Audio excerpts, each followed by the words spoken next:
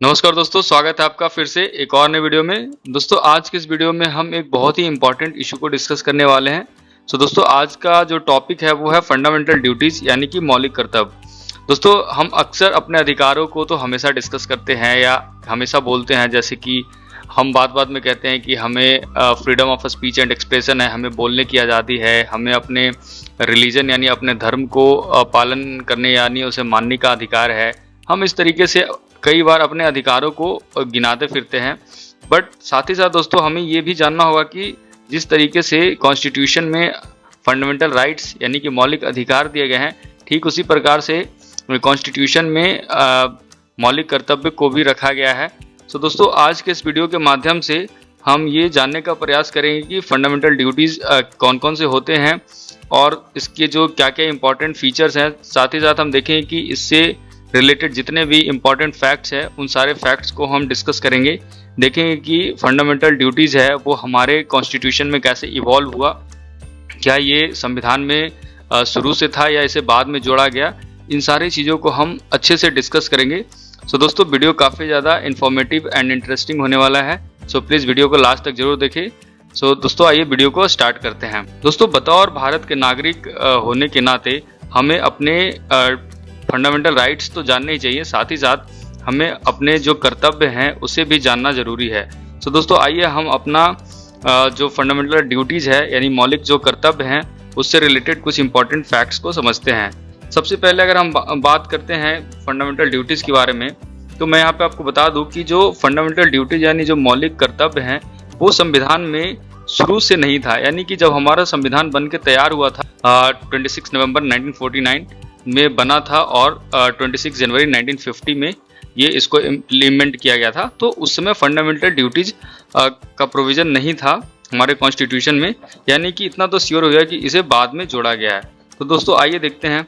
So basically सबसे पहले तो हम ये समझते हैं कि फंडामेंटल ड्यूटीज़ की ज़रूरत क्यों पड़ी, स्टार्टिंग में इसका ज़रूरत क्यों नहीं था, बाद में इसका ज़रूरत क्यों समझ में आया। तो यहाँ पे मैं बता दूं कि 1975 का जो रीजन था उसमें आपको पता होगा नेशनल इमरजेंसी का सिचुएशन था कंट्री में, तो उसमें फंडामेंटल ड्यूटीज़ यानी मौलिक कर्तव्य की ज़रूरत समझ में आई कि नहीं, कुछ सिटीजन्स के पास यानी नागरिकों के पास भी अधिकार के साथ साथ कुछ उनके कर्तव्य भी होने चाहिए जिसका वो पालन करेंगे। तो दोस्तों मैं यहाँ पे आपको बता दूं कि ये जो फंडामेंटल ड्यूटीज़ यानी कि जो मौलिक कर्तव्य है उससे संविधान में स्वर्ण सिंह कमेटी के रिकमेंडेशन से इसको जोड़ा गया।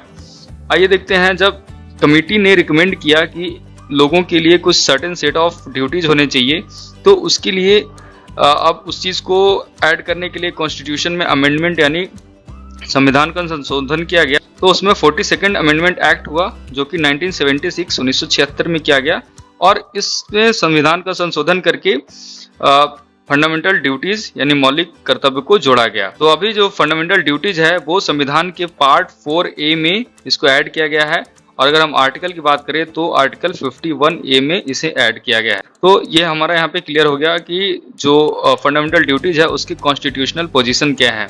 सो आइए देखते हैं कि जो फंडामेंटल ड्यूटीज़ है इंडिया में उससे कहाँ से इंस्पिरेशन मिला और कहाँ से उसको लिया गया है। तो उस इंडियन फंडामेंटल ड्यूटीज़ है वो यूएसएसआर से इंस्पायर्ड है। देखते हैं कि आखिर जब 42nd अमेंडमेंट एक्ट हुआ तो उसमें कितने फंडामेंटल ड्यूटीज़ को जोड़ा गया। तो यहाँ पे टोटल 10 फंडामेंटल ड्यूटीज़ को यहाँ से ऐड किया गया था, और एक और फंडामेंटल ड्यूटीज है उसे 86th अमेंडमेंट एक्ट से जोड़ा गया जो कि 2002 में हुआ था। तो अभी इंडिया में टोटल 11 फंडामेंटल ड्यूटीज एग्जिस्ट हैं करंट में। सो दोस्तों आई होप आपको यहाँ तक क्लियर हो गया होगा। तो दोस्तों आइए अब हम एक एक करके सारे फंडामेंटल ड्यूटीज को देखते हैं और उसे समझने का प्रयास करते हैं। तो दोस्तों जैसा कि मैंने आपको बताया था कि जो फंडामेंटल ड्यूटीज हैं उसे आर्टिकल 51A में मेंशन किया गया है, और अगर हम पार्ट की बात करें तो वो पार्ट 4A में मेंशन किया गया है। आइए अब हम एक एक करके देखते हैं सारे फंडामेंटल ड्यूटीज को। तो दोस्तों जो हमारा पहला मौलिक कर्तव्य है वो ये आता है कि to avoid by the constitution and respect its ideals and institutions the national flag and national anthem. मतलब दोस्तों ये हुआ कि हमारा ये कर्तव्य है कि हम अपने कॉन्स्टिट्यूशन को फॉलो करें, जो हमारे कॉन्स्टिट्यूशनल इंस्टीट्यूशंस हैं हम उसकी रिस्पेक्ट करें, जो हमारा नेशनल फ्लैग है हम उसकी रिस्पेक्ट करें, नेशनल एंथम का रिस्पेक्ट करें। तो ये हमारा पहला मौलिक कर्तव्य है। दोस्तों दूसरा है to cherish and follow the noble ideals that inspired the national struggle for freedom. मतलब कि जब हमारी कंट्री फ्रीडम स्ट्रगल में थी, हमारे फ्रीडम फाइटर्स जो फाइट कर रहे थे कंट्री के फ्रीडम के लिए, तो उस समय के जो आइडियल्स थे, उस समय के जो आइडियोलॉजीज थे, हम उसको चेरिश करें एंड उसको फॉलो करें, हम उसी के पद चिन्हों पे चलें। तो जो हमारा फंडामेंटल जो स्टेप हो वो उसी से प्रेरित होने चाहिए। तीसरा है वो है to uphold and protect the sovereignty, unity and integrity of India.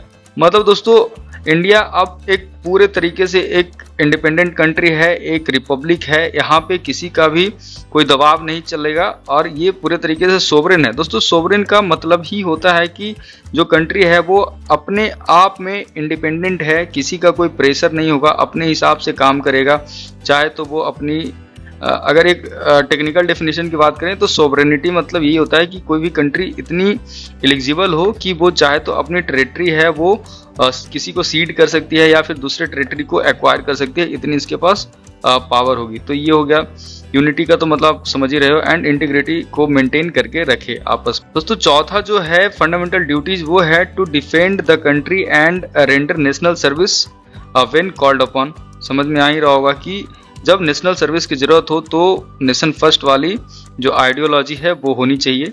दोस्तों, पांचवा है वो है to promote harmony and the spirit of common brotherhood among all the people of India, transcending religious, linguistic and regional और sectional diversities and to renounce practice derogatory to dignity of women.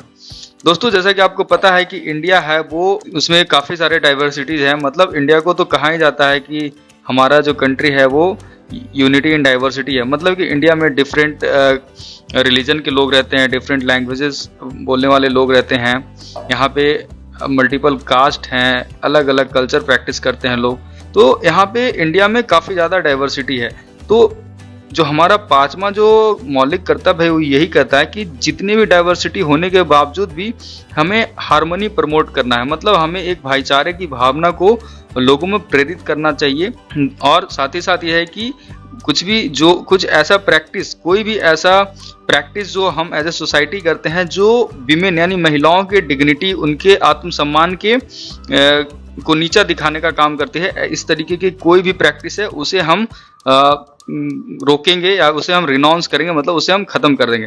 तो दोस्तों, ये काफ़ी important है, जो एक fundamental duty है और हमें इसे फॉलो करना चाहिए। अगला 6th नंबर का जो फंडामेंटल ड्यूटीज है वो है to value and preserve the rich heritage of the country's composite culture.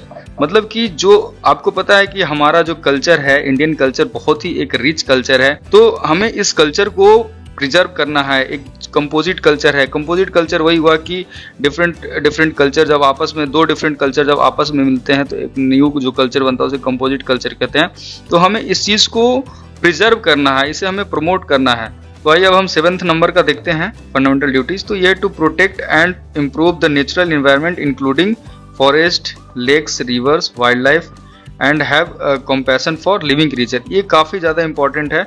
इसमें तो ये कह रहा है कि जो हमारा जो नेचुरल एनवायरनमेंट है उसे तो हमें प्रोटेक्ट करना ही है, उसे और अच्छा भी बनाना है। लेकिन जो एक और बहुत इंपॉर्टेंट यहाँ पे हमारा मौलिक कर्तव्य ये है कि हमें जो लिविंग क्रिएचर्स हैं जैसे कि बर्ड्स, एनिमल्स, इन सब के प्रति हमें एक कंपैशन यानी एक दया का भावना रखना है, ताकि मतलब ये एक ह्यूमैनिटी का भी एक बहुत बड़ा जेस्चर है कि जब हम जो एनिमल्स हैं जो बोल नहीं सकते, हम उनके प्रति भी एक कंपैशन, एक दया का भावना रखते हैं, एक सिंपैथी दिखाते हैं। तो इस चीज़ को इसमें कहा गया है। अगला जो 8th नंबर का फंडामेंटल ड्यूटी है वो रिलेटेड टू साइंटिफिक टेम्पर है। मतलब कि जो हमें है एक साइंटिफिक टेम्पर डेवलप करना होगा, मतलब कि ज़्यादा अंधविश्वास इन सब चीज़ों में नहीं भागना होगा और हमें एक साइंटिफिक अप्रोच, एक रेशनल अप्रोच के साथ हमें काम करना होगा और ह्यूमैनिटी के लिए काम करना होगा और हमें और अपने आप को बेहतर करना होगा, पूरे सोसाइटी को बेहतर करना होगा एंड एज ए होल पूरे कंट्री को एक बेहतरीन तरीके से आगे बढ़ाना होगा। अगला जो 9th नंबर का ड्यूटी है वो है टू सेफगार्ड पब्लिक प्रॉपर्टी। तो वही है, पब्लिक प्रॉपर्टी को अपनी प्रॉपर्टी समझ के आप इसे सेफ करिए, किसी तरीके का क्षति ना पहुंचाएं।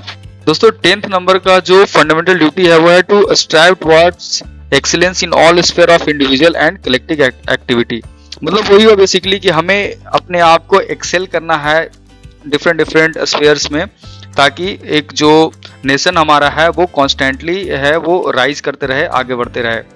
और ये 10 जो ड्यूटीज है इसे 42nd अमेंडमेंट एक्ट से ऐड किया गया था दोस्तों।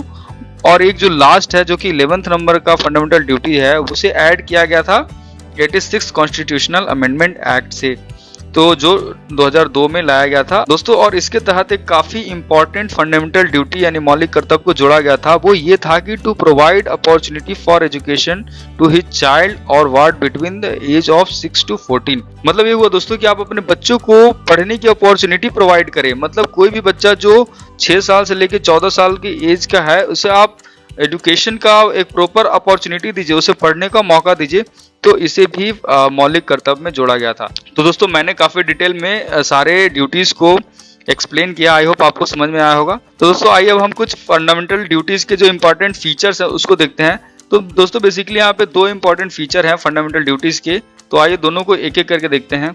सबसे पहले तो ये है कि ये जो फंडामेंटल ड्यूटी है वो जस्टिसेबल इन नेचर है तो नहीं। दोस्तों जस्टिसेबल इन नेचर का मतलब ये हुआ कि अगर कोई मौलिक कर्तव्य का उल्लंघन करता है तो क्या उसके ऊपर कोई लीगल कार्रवाई हो सकती है, ये हुआ जस्टिसेबल इन नेचर। तो मैं यहाँ पे बता दूं कि जो फंडामेंटल ड्यूटीज हैं यानी मौलिक कर्तव्य हैं वो जस्टिसेबल इन नेचर तो नहीं है, यानी कि इस पे कोई लीगल कार्रवाई तो नहीं होगी, एक मोरल गाइडलाइन है आप कह सकते हो।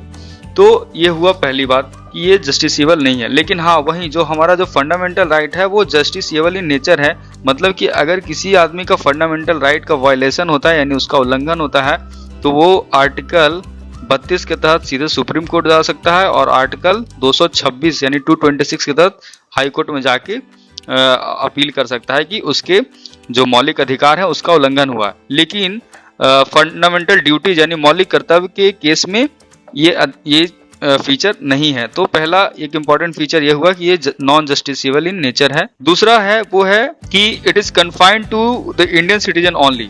मतलब ये है कि अब जैसे देखो अब इंडिया में तो बहुत सारे फॉरेनर्स भी आते हैं, तो क्या उनके ऊपर भी ये जो ड्यूटीज है वो अप्लाई होगा? तो नहीं, इसका आंसर है नहीं। जो फंडामेंटल ड्यूटीज यानी जो मौलिक कर्तव्य है वो जहाँ के नागरिक यानी जो भारत के नागरिक हैं उन्हीं के ऊपर सिर्फ अप्लाई होता है। कई बार इसे क्वेश्चन में पूछ भी लिया जाता है किसी स्टेटमेंट में। तो ये आई थिंक आपको क्लियर हो गया होगा कि जो फंडामेंटल ड्यूटीज है वो सिर्फ और सिर्फ भारत के नागरिक पे ही अप्लाई होता है। और यहाँ पे मैं बता दूं कि जो मौलिक अधिकार है, मौलिक अधिकार में जैसे कि जो फंडामेंटल राइट है वो 12 से लेके 35 तक है। तो इसमें से कुछ कुछ जो राइट्स हैं वो सिर्फ इंडियन को दिए गए हैं और कुछ कुछ राइट्स हैं वो इंडियन और जो फॉरेनर है उनको दिए गए हैं। तो इसमें से जैसे कि 15 हो गया, 16 हो गया, 19 हो गया, 29 हो गया, 30 हो गया, ये जो राइट्स हैं ये सिर्फ और सिर्फ इंडियन को दिया गया है। लेकिन बाकी जो फंडामेंटल राइट्स हैं वो इंडियन और फॉरेनर्स दोनों को दिया होगा। सो दोस्तों काफ़ी कॉम्प्रिहेंसिवली मैंने डिस्कस किया आपके साथ फंडामेंटल ड्यूटीज़ को। सो आई होप आपको ये बिल्कुल समझ में आया होगा। सो दोस्तों अगर आपको ये वीडियो समझ में आया, अच्छा लगा, तो प्लीज़ वीडियो को लाइक करें और इसे शेयर ज़रूर करें, क्योंकि as a citizen we are expected to know about our fundamental duties, क्योंकि हम अपने राइट्स को तो इंजॉय करते ही हैं, साथ ही साथ हमें अपने जो फंडामेंटल ड्यूटीज़ हैं उसको नहीं भूलने चाहिए, ताकि हम अपने फंडामेंटल ड्यूटीज़ को समझें और इसकी वजह से हमारा जो नेशन है वो और अच्छा ग्रो करेगा और सोसाइटी में यानी हमारे समाज में एक वेलफेयर होगा, एक अच्छा मैसेज आएगा और लोग खुश होंगे और हमारा देश उन्नति करेगा। दोस्तों thank you for watching this video.